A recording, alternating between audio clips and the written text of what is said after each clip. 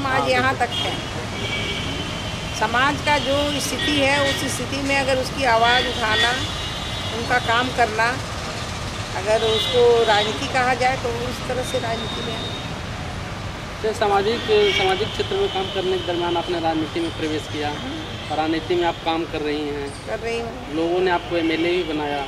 तो एमएलए बनने के पहले आपके मन में क्या ख्याल आता था कि मैं एमएलए बन जाऊंगा तो जनता के लिए काम मैं तो करूंगा? कभी ऐसा सोची भी नहीं थी कि मैं एमएलए बनूंगी। मेरी सोच तो अलग थी। हम तो शुरू से सोशल वर्कर थे, सोशल काम करते थे और हम किसी कंपनी में काम करते थे, उसके टॉप टेनर थे। हम पीयरलेस के ऑल इंडिया टॉप टेनर थे। तो इसलिए मुझे 4-5 स्टेट जाने का मौका मिलता था, हर जगह का देखने का मौका मिलता था, काम करने का मौका मिलता था, सोशल वर्क भी करने का मौका मिलता था। तो एक ध्यान में रहता था कि कोई भी आए हमारे पास, वो काम अच्छा करके जाए, उसका काम हो जाए।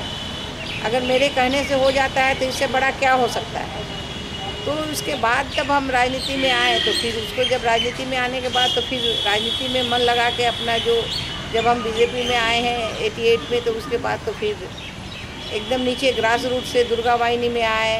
6 महीना दुर्गा वाहिनी अध्यक्ष रहे हैं, उसके बाद अध्यक्ष बीजेपी हुए, फिर कमिश्नरी का काम देखें, फिर उसके बाद स्टेट का काम देखें और आज 28 वर्षों से मैं बीजेपी का काम करती हूँ और वहाँ से होते होते आज राष्ट्रीय उपाध्यक्ष। जनता ने आपको एमएलए बनाया, एक बहुत बड़ी जिम्मेदारी आपको दिया कि एक महिला नेत्री थी। तो इस जो जिम्मेदारी का आपने निर्वहन किस तरह से किया?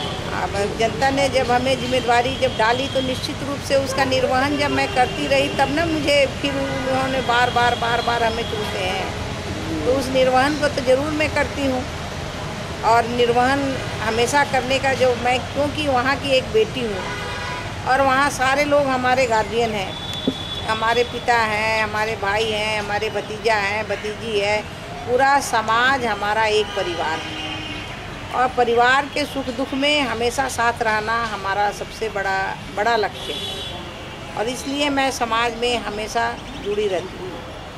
जब आप मैडम एमएलए नहीं बनी थी तो आपके क्षेत्र में बहुत सारी समस्याएं होगी, जनता आपके साथ आप समस्याएं निश्चित मैं लेके जाती थी। मुझे तो एक तरह से कहिए कि सबसे ज़्यादा अगर किसी ने बनाया तो मैं तो यही सोचती हूँ कि हमारी जो वो अनुसूचित जाति की बहनें और हमारी बुआ जो कि घर में सफाई करती थी, उनका काम हमने फर्स्ट जो किया कि उनसे जब बैंक से लोन के लिए पैसा मांगा गया और उसकी लड़ाई में लड़ी, उसके बाद से मैं फिर ये काम करना शुरू। तो सामाजिक क्षेत्र का या राजनीतिक क्षेत्र का ये तो आपका ये आंदोलन माना जाए कि आपने उनके लिए आवाज़ उठाया? आवाज़ उठाई, राम मंदिर के लिए चुनाव लड़ी, हमारे साथ हज़ारों महिला अरेस्टिंग देना शुरू की।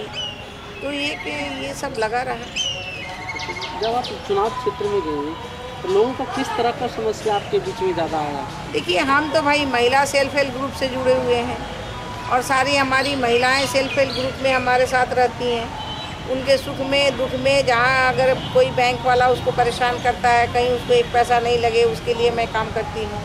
और इतना ज़रूर है कि मुझे दीदी के, चाहे वो बूढ़े हों बुजुर्ग हो, जो भी हो, सब दीदी ही कहेगा और कहीं भी मैं फ़ोन की, सभी लोगों ने रिस्पेक्ट करके वहाँ हमारा काम हो जाता है। तो जब किसी के साथ में जब काम होता है तो उसे एक विश्वास बढ़ता है और विश्वास बढ़ता है तो उस विश्वास को खड़ा उतरने के लिए हमेशा विश्वास बना के रखना पड़ता है। तो अभी तक तो विश्वास बना हुआ है, लोगों को अभी भी विश्वास है कि दीदी रहेंगी तो हम लोग का कभी भी कोई काम नहीं रुकता है। और हमारी एक कोशिश रहती है कि हमारे छोटे छोटे लोग जो गांव घर के लोग हैं, जो आपस में लड़ जाते हैं, वो लड़े नहीं। उनके लिए हमेशा हमारे हर थानों में ये ज़रूर रहता है कि अगर कुछ ऐसी पारिवारिक किसी का झगड़ा हो तो उसे ज़रूर सुनो, अगर गलती हो तो उसको सजा दो, नहीं तो दोनों को 2-2 लाठी लगा कर भेज दो, जिससे उनको सहूलियत मिले, पैसा खर्च नहीं हो, इस तरह का उनकी बात हो।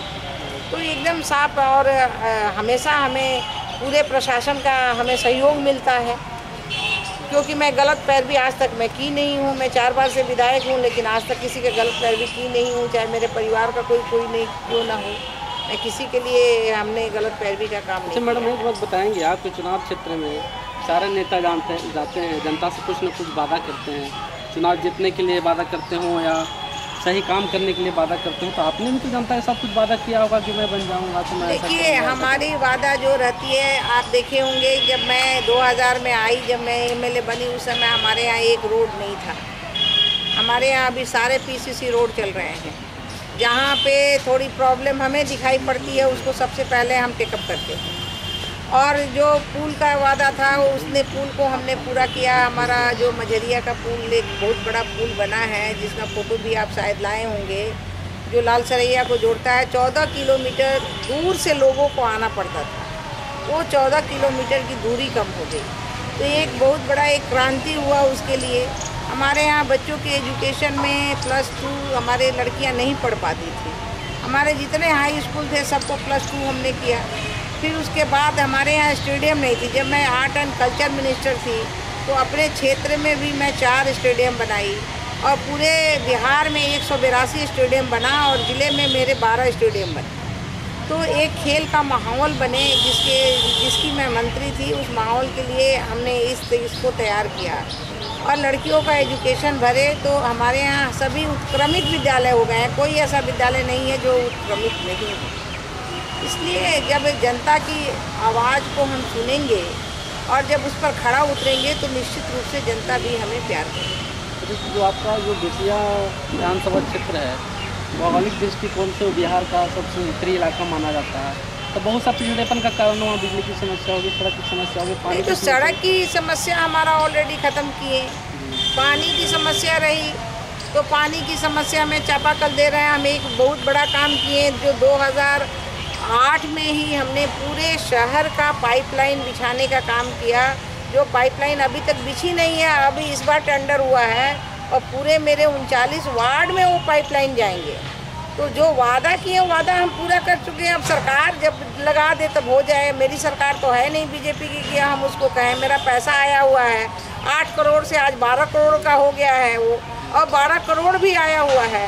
तो अभी जब भी हम लोग मंत्रियों से बात करते हैं तो होता है कि टेंडर हो गया है, टेंडर हो गया है, टेंडर हो जाएगा तो हमारा वो पानी का प्रॉब्लम ख़त्म हो जाएगा। रोड के प्रॉब्लम में हम खुद लगे रहते हैं, चाहे वो मुख्यमंत्री सड़क योजना हो या प्रधानमंत्री सड़क योजना हो या हमारे जो पहले तो 3 साल कोर्स था ही नहीं, या उसको हम लोग रिकमेंड करते थे। सब टेंडर हुआ, ठीक है, टेंडर हुआ, हमारा ही रोड बना। लेकिन अब जितना जो ज़रूरत का मंद रोड है उस समय ठेकेदार अपने मनमानी करते थे, लेकिन अभी जितने ज़रूरतमंद रोड हैं उस रोड को हमने ज़रूर पूरा किया है और सभी लोगों का किया है। उसके बाद हमारे यहाँ मेन एक बहुत बड़ी एक पूजा होती है, छठ पूजा, जिसके लिए हमारे यहाँ घाट की ज़रूरत होती है और घाट का भी काम हमारा चल रहा है और उसमें भी ज़्यादा से ज़्यादा महिलाओं को सुविधा मिलेगी।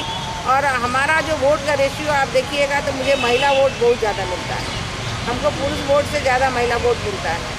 तो हमारी महिलाओं को एक विश्वास है कि अगर हम किसी भी दुख और किसी भी समय हम चले जाएंगे तो मैडम मेरा काम कर देंगी, दीदी मेरा काम कर देंगी। कभी कोई मैडम ने नहीं कहा, सबने दीदी ही कहा और दीदी के पास में मेरा काम हो जाएगा, ये विश्वास लेके आती हैं और उसी विश्वास पर मैं खड़ा उतर के उनको काम करके दिखाती हूँ। अच्छा, 2010 के चुनाव में मैडम आपको जनता से जो मैंडेट मिला एनडीए के नाम पर मिला था, जदयू ने अलग हो गया, अब आपकी स्थिति क्या है? देखिए, जिस समय आज आप कह रहे हैं कि जदयू पर मैंडेट में नाम मिला, मैं भारतीय जनता पार्टी की कार्यकर्ता हूँ और हमारे पास कार्यकर्ता होते हैं। हमारे पास ऐसा नहीं है कि जो कार्यकर्ता नहीं है। जो पहले मैं 16,500 से जीती थी, क्या मैं किसी के मैंडेट लेके जुड़ी हूँ क्या? और आज भी हम लोग नहीं जुड़ेंगे। हमारे कार्यकर्ता हम लोगों के साथ में हैं और इस बार भी हम लोग उससे ज़्यादा वोट लेके जीतेंगे और अपनी सरकार बनाएंगे, इतना जरूर हम करेंगे। तो ऐसी स्थिति में कहीं ना कहीं तो वर्तमान सरकार के अपेक्षा का शिकार आपको होना पड़ रहा होगा। अब वर्तमान सरकार जितना शिकार कर ले, लेकिन हम जनता के साथ जब खड़ा रहेंगे तो फिर जनता मेरे साथ खड़ी रहेगी।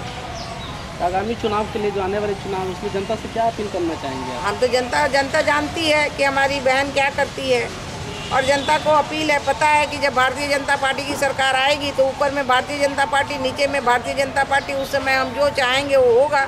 आज बिजली का शिकार कैसे बन रहे हैं हम लोग। आज बिजली हमारे यहाँ लगना चाहिए, जहाँ पर हमारे यहाँ सबसे बड़ी बात है कि जो जहाँ पे ग्रिड है, ग्रिड से काम शुरू होना चाहिए।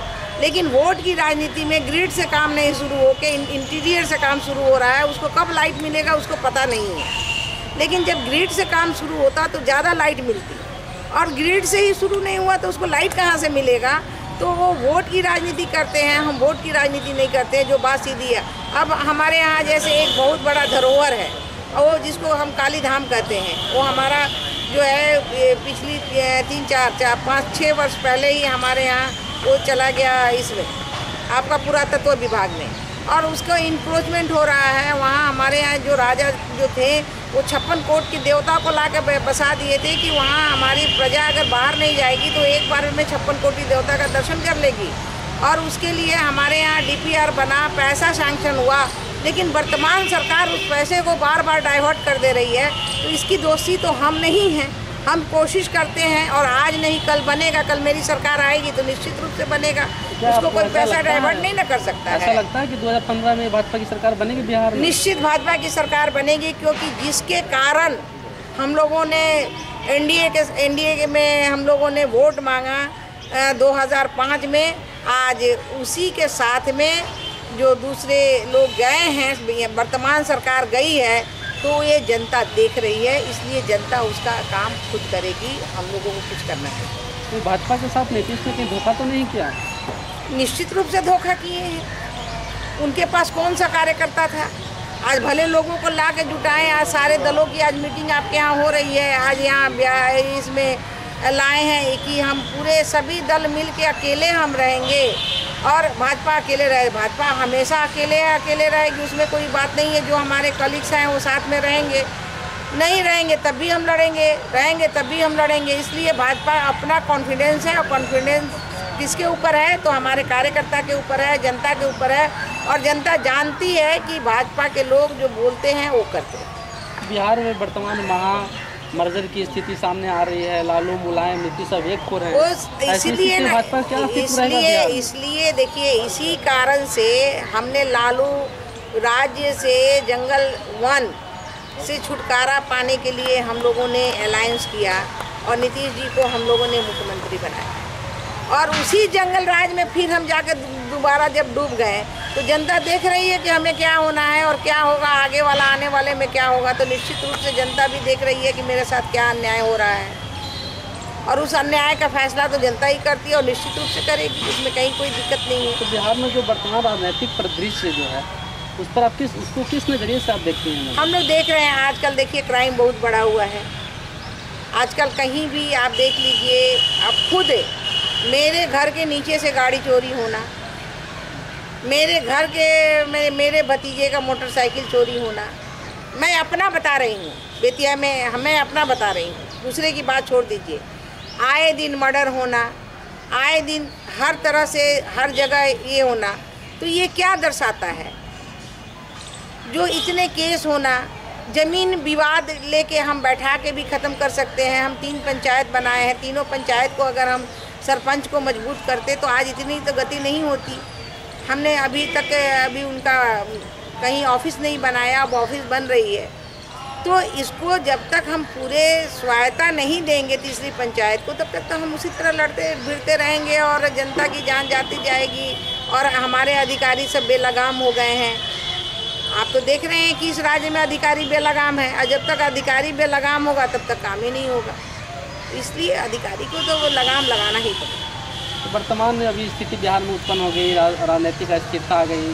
जीताराम मांझी मुख्यमंत्री थे, नीतीश को हटा दिया, वही बनाए थे। कि पूरे प्रकरण को किस हिसाब से हम लोग अब वो उनकी आपसी अंदरूनी मामला है, उस मामले में हम कुछ नहीं कर सकते।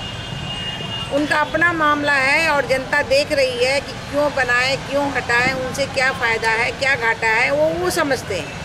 हमको उनसे नहीं है, हमें जनता का काम करने का उन्होंने जो मैंडेट जनता दी है, हम लोग जनता का काम करते हैं और जनता से बात करते हैं। लगता है आपको कहीं ना कहीं भाजपा को फायदा मिलेगा इसका? हम उसके बारे में कुछ नहीं बता सकते, वो समय आएगा तो वो बताएगा। बहुत बहुत धन्यवाद समय देने के लिए। चलिए, एक वोट अपील मैडम बीजेपी के लिए, बीजेपी के लिए वोट अपील। हम जनता से रिक्वेस्ट करेंगे कि वर्तमान समय में जो स्थिति परिस्थिति घटी है, क्यों हम लोग नीतीश जी को मुख्यमंत्री बनाए, और हम लोगों ने एनडीए 1 में जितना अच्छा काम किए, एनडीए 2 में नीतीश जी ने हम लोगों के साथ में छला और धोखा दिया, और उसके कारण आज जो स्थिति बनी हुई है, पूरे बिहार आज जर्जर स्थिति में पड़ा हुआ है। कोई सुनने वाला नहीं है, कोई देखने वाला नहीं है।